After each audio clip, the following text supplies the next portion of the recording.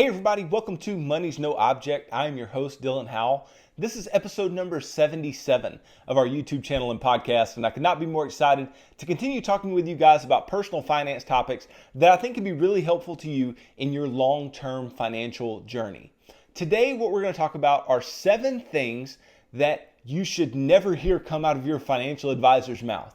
And if you do hear these things come out of your financial advisor's mouth, you need to run. My whole goal today is to help you to realize the red flags, realize the things that come out of somebody's mouth that you really, it really reveals what they are all about. It really reveals what they really think about what they're doing, about the job that they're doing, about how they think about investing your money for you, how they think about your relationship with them. And so if you hear any of these 7 things that we're going to talk about today, you should run because again, as we talked about yesterday, financial advisors, you should treat them like your employees. If they're not doing what's best for you, then you should move on.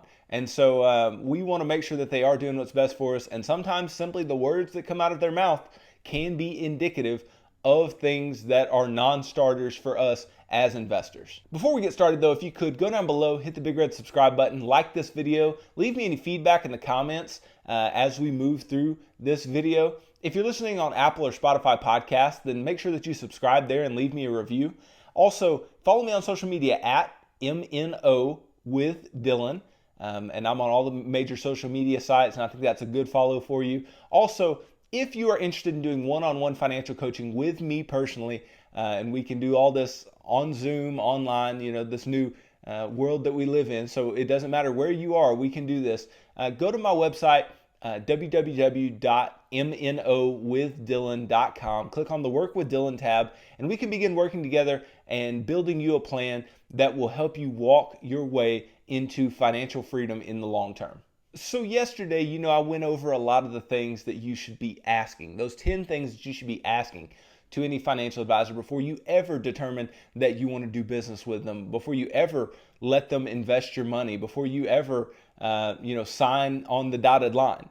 And today is kind of a supplemental resource to that video in the fact that those are things that you should ask and you should be looking for certain answers. But there are certain things that advisors may just say that are not prompted by you, but are things that they say and it's part of their spiel. And if they say it, then you need to be out of the door real quick, and you need to make sure that you don't ever do business with these individuals, because if you do, then it has been proven time and time again. It has been proven time and time again that these particular things end up leading to issues with your money not being invested how you want it to. The returns and the philosophy that they're using are not what you're looking for, and that your ideologies and theirs are not as aligned as you really thought they were. And maybe they were just trying to sell you instead of trying to be a teacher and somebody who is helping you to gain knowledge in the field of personal finance and investing. So as we know, again, I'm not telling everybody to go get a financial advisor. There's a lot of people who don't need them. And there's a lot of people who can do the things themselves and don't have to pay money to have somebody else help them out. Even though they can be helpful, but we should be looking for those who are there to teach us and help us execute, not those who are trying to sell us anything. So let's jump into the 7 things that you should never hear come out of your financial advisor's mouth. So the first one is, I know what's going to happen. It's for sure. I know the future. I know that in the future this is going to happen. And in the future, blah, blah, blah, blah, blah. Anybody who thinks that they can determine what the future is going to be is wrong, okay? They may guess right, okay? They may have good guesses, and they may have good educated guesses, but they should not be relying on their ability to forecast the future to invest your money. Far too many individuals have thought over time that they know exactly what's going to happen in the future and invest their money in a given way, and they get burned. And I don't want you to be in that camp of an individual who gets burned because they entrusted someone who was just so sure that something was going to happen and so sure that an election was going to turn out a certain way, or so sure that a particular policy was going to turn out a way, or that a company's earnings were going to turn out a way.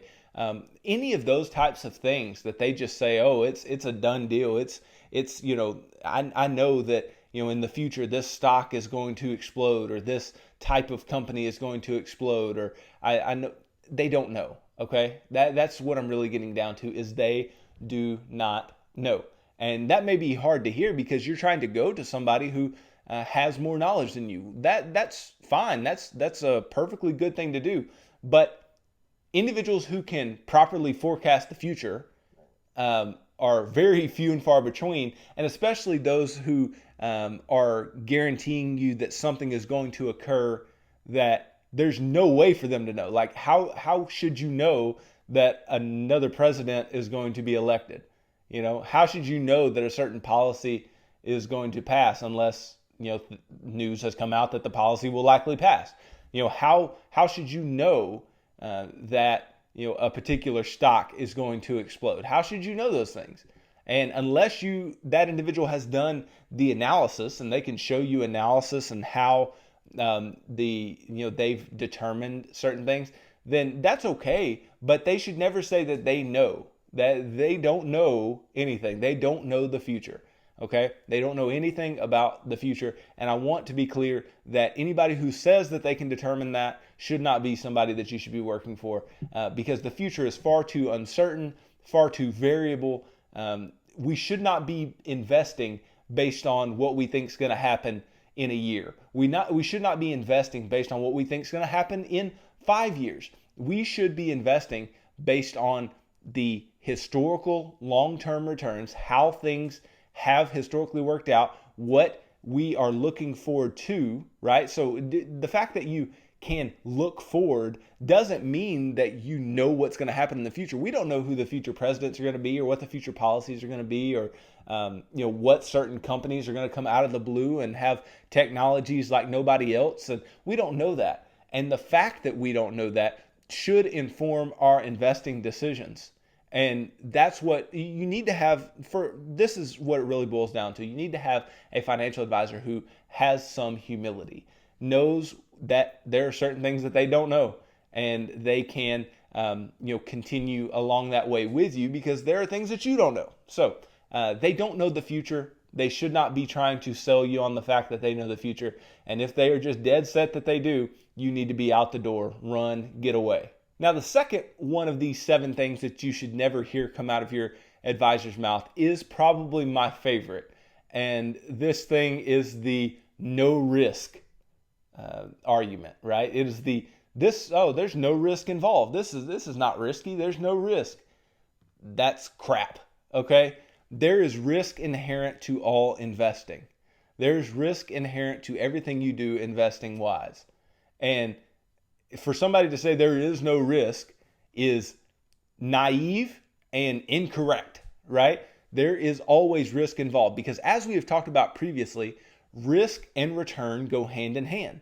So if you have somebody that's trying to tell you that you're not going to take on any risk, yet you are going to get market returns, you're going to get S&P 500 type returns, or NASDAQ returns or something like that, and yet you're not going to take on any risk, that's insincere and incorrect.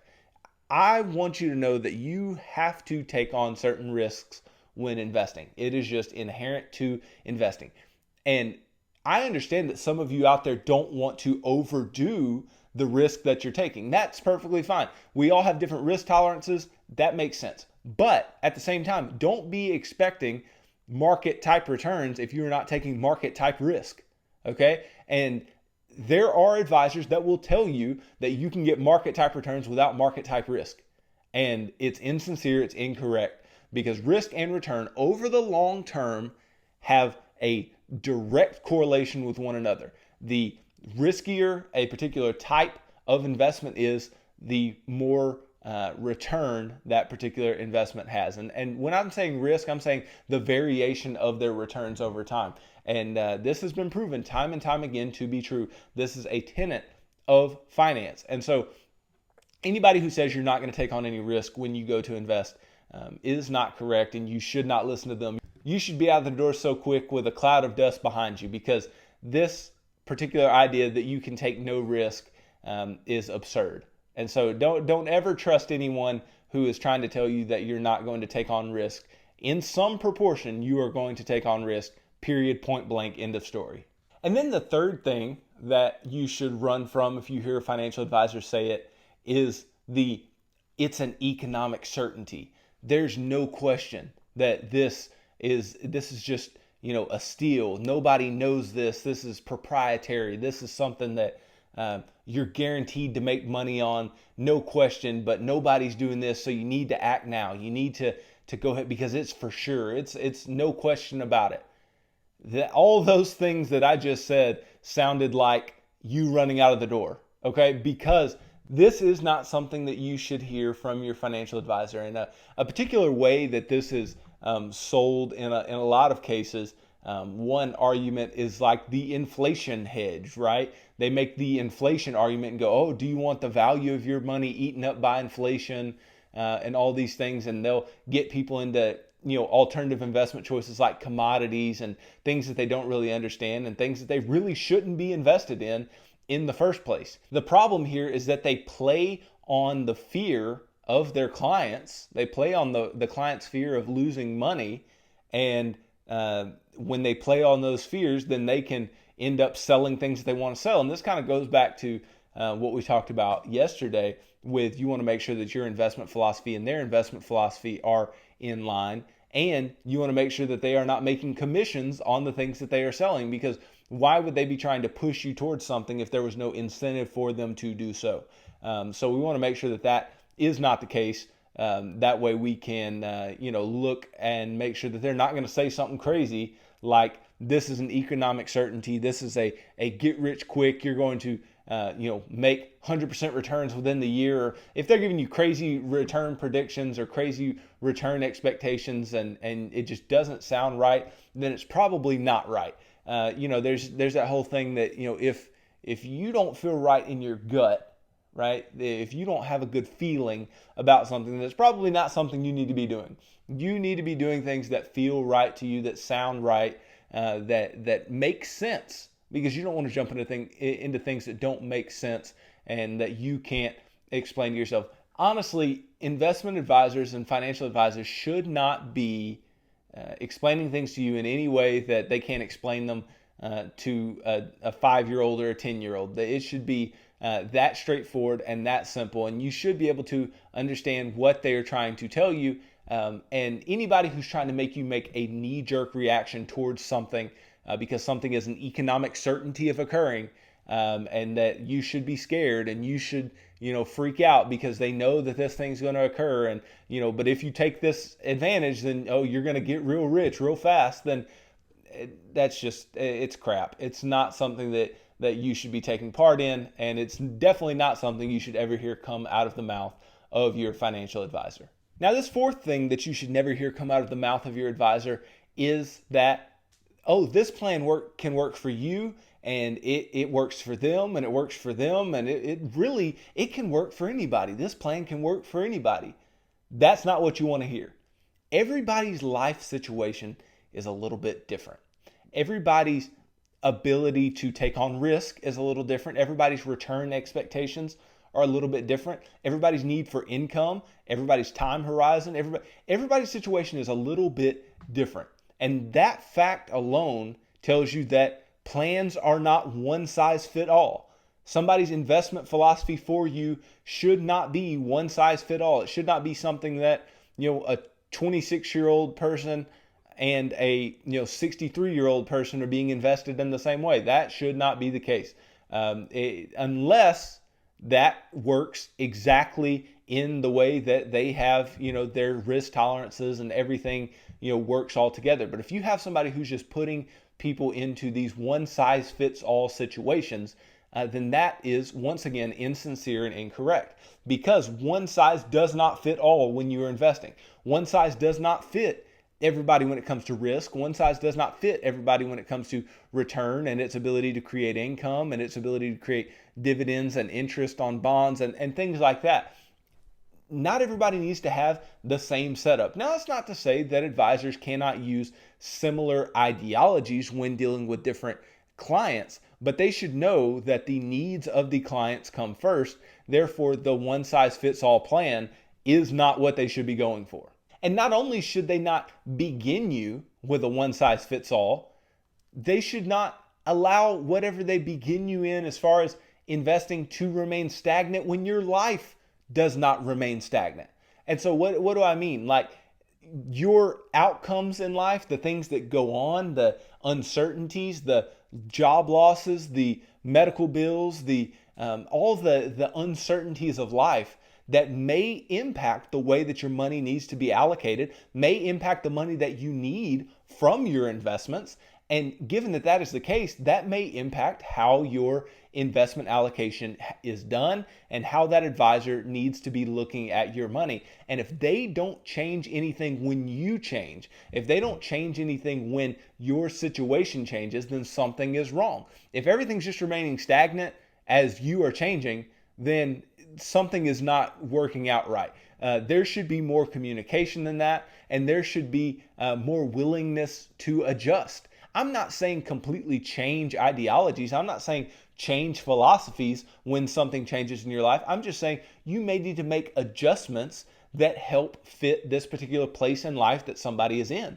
And if they fail to make these adjustments and just think that they can just move along in the particular plan that they already had set forth, then that is not going to work. That is not what we want over the long term. So anytime that you're hearing that, this plan works for everybody, it doesn't. It's wrong. This doesn't work. The things that you just want to put everybody in, like, I am 100% a fan of just, if I could just put all my money in an S&P 500 index and just let it ride, like, that's something that I think a lot of people can do and a lot of people would be okay with. But that does not mean that's what's best for everybody.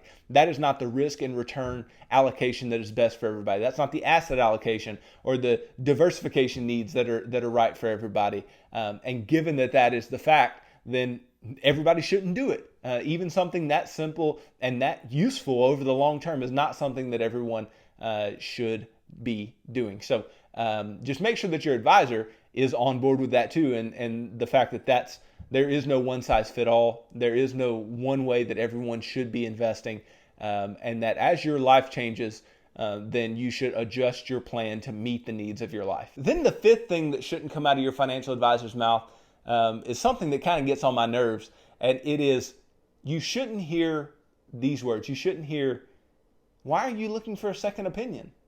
Why are you going to another advisor?" They should not be threatened by the likelihood of competition, right?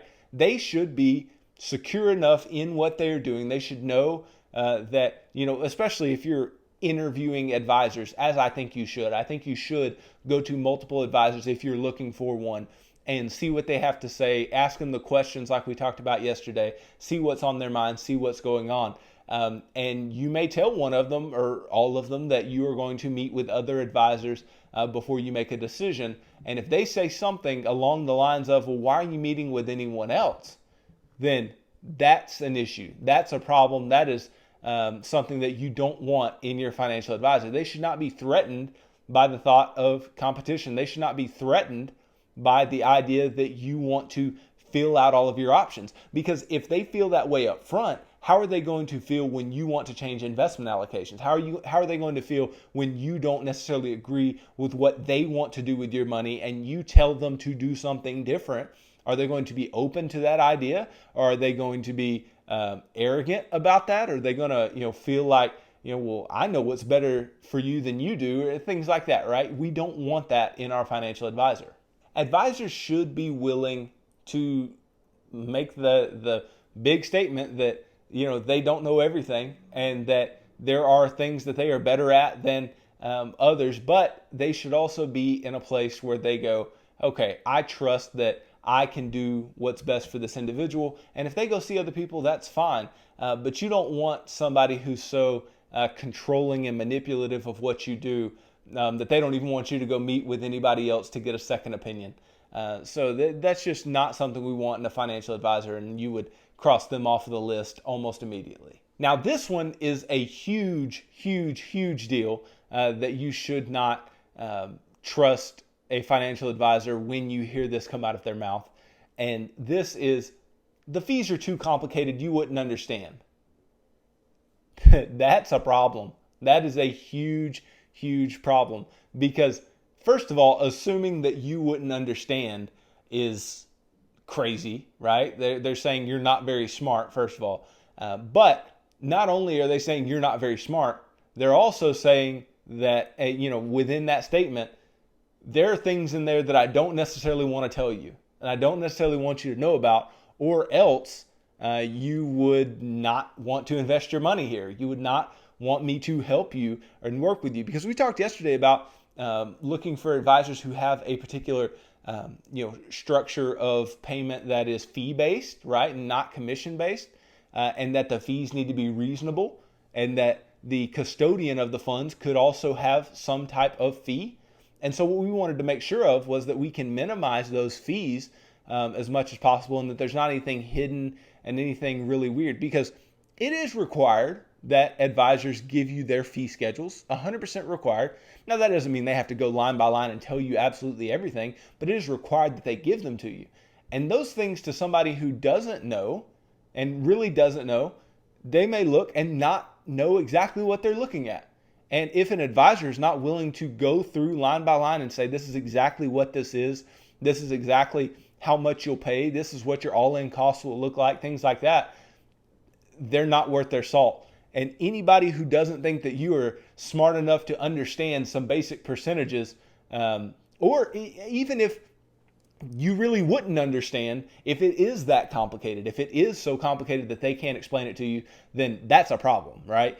We need fee structures that are very simple, very straightforward, and that would make a lot of sense to anybody. Again, we want financial advisors who can speak to 5 and 10-year-olds, not they're trying to speak at a PhD level. What you want when you're talking about fees with an advisor are straightforward answers that are simple, that answer your question completely, and that leave no doubt as to what will go on with your money and how your money will be paying them over time as they provide this service for you.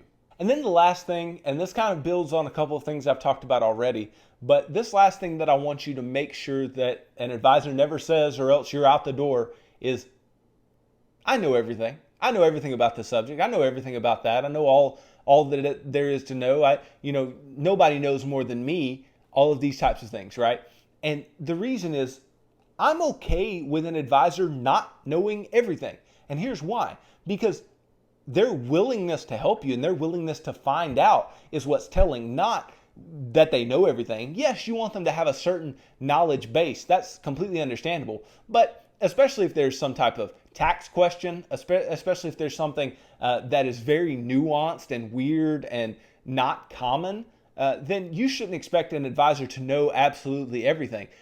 So have an advisor that is willing to say, I don't know. Have an advisor that is willing to say, I don't know, but I will help you to find out. I will talk to these other individuals I know who may know a little better than I do about this, and I'll be able to help you. Again, what do we want? We want a financial advisor that has the heart of a teacher, that has the disposition of teaching and educating, not somebody who is out here just selling and being arrogant and trying to prove to you that they're the top dog. That's not what we want. We want somebody who is humble enough to say, I don't know, and somebody who will sit down with you and say, hey, even though I don't know this, I can definitely help you find out, and we can look and we can learn together. And then from there on, that advisor is better equipped to answer those types of questions for other clients as well. And even though that doesn't benefit you as a client directly, it should help you know that this individual is willing to learn, this individual is willing to grow with me,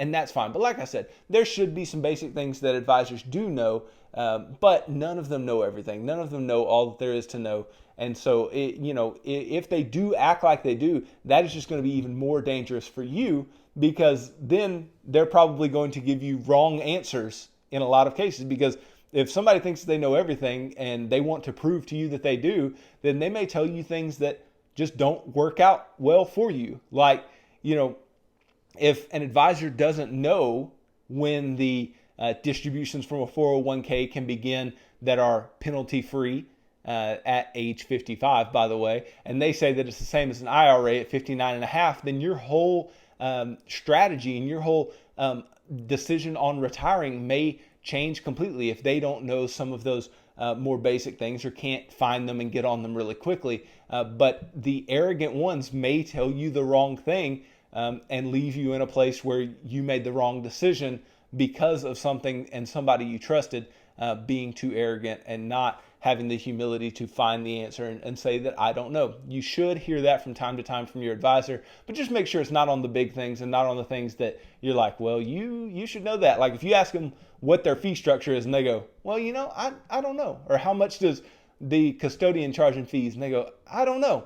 You should be out the door too. So at the end of the day, I just want you guys to be careful and to know the things that when they come out of an advisor's mouth, that those are not good things. And they're not things that you should be looking for in somebody that you are trusting to help you with your financial situation. Because your financial situation is extremely personal. It's something that is emotional and it's heavily tied to our emotions. And we should have somebody that we trust and somebody that not only says the right things, but proves it, does the right things.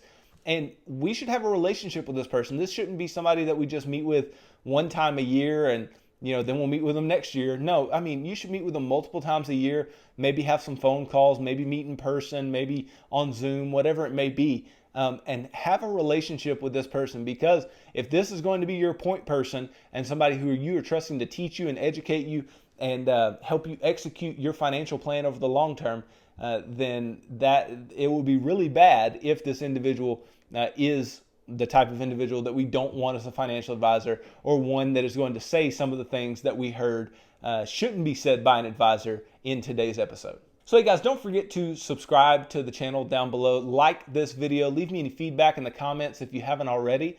If you're listening on Apple or Spotify podcasts, then please subscribe and leave me a review. Go follow me on social media at MNO with Dylan. I'm on all the major social media platforms. And then if you want to work one-on-one with me in financial coaching and you want me to help you build a plan that would work best for you on paying off debt or saving up money or helping you get your house paid off early or what should I be looking for as far as the investment ideology that I have? How should I determine what amount do I invest? How do I budget? All these different types of things. What is is my insurance coverage good enough for what I have going on? All of these things. If you have any issues there and you want to work one-on-one and create a financial plan that would work for you in the long term, then just go to my website, www.mnowithdylan.com. Click on the Work with Dylan tab and pick the financial coaching session type that would work best for you. So tune in tomorrow as I talk about active versus passive funds and active versus passive investing, what they are, what they mean, and which one is more beneficial to you over the long term. So thank you guys for tuning into this episode of Money's No Object. I'm your host, Dylan Howell. God bless.